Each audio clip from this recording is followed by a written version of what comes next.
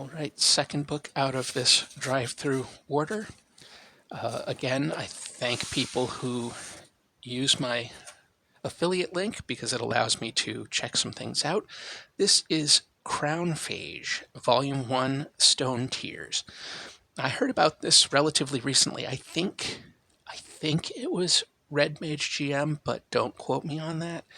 I could be wrong. This is, I believe, this series of zines is exploring a city. And each zine will have different elements of that city and things to, roll up, etc. I don't know if that's going to show up, but there's the credits page. It looks like the print might be too small to really show on my camera. What can I say? The camera's not great. I might get a new phone this summer. We'll see, because I think this one's getting ready to die. All right. Introduction.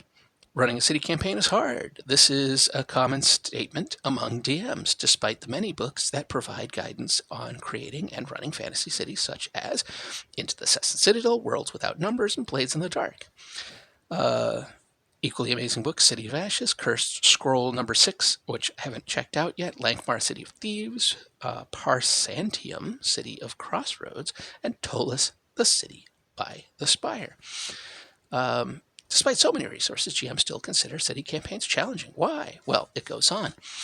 I got started my first, or if not first, certainly early fantasy games that I ran when I was running a lot of basic role-playing back in the 80s.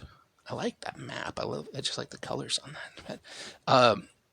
Or a lot of what I ran early on, the art's really cool, was fantasy. Was urban. It was city set. I used to use the map for the city-state and the Invincible Overlord, and then wrote all my own stuff. That was one of my first encounters with how I didn't like the way old D&D modules were written. I hated the whole monster hoedown, kick down a door, and there's a bunch of goblins for no particular reason. I never enjoyed that, so I started writing my own stuff almost immediately, really immediately. I never ended up running any of those pre-made things. I read through them and was totally dissatisfied. And then I ran, again, I used the City, State, and the Invincible Overlord map and the Wraith Overlord sewer map, and ran that for quite a long time. Enjoyed the heck out of it. And I really like urban fantasy stuff, and I mean that as in fantasy in an urban setting as opposed to contemporary city-based fantasy, like Jim Butcher or something. But I mean like the Lankmar and that kind of thing. I really like that, and so I wanted to check this out. Wherever I saw that, and now it's been a while, so I can't remember where it was.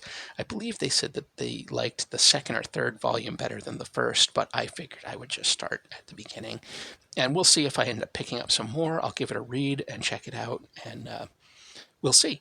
Right now I'm putting a bunch of info in my head like a sponge because I'm not actively running anything. I've just been playing a little bit of solo RPG stuff, and I'm not actively running any games, but I would still, at some point, I would like to get back to running games. It seems like every time I try to put something together, it falls apart or never comes together in the first place, so we'll see if one of these days I can change that. Anyway, and I don't think I actually said this is for ShadowDark. I don't think I mentioned that. That was silly of me. Anyway, until next time, take care.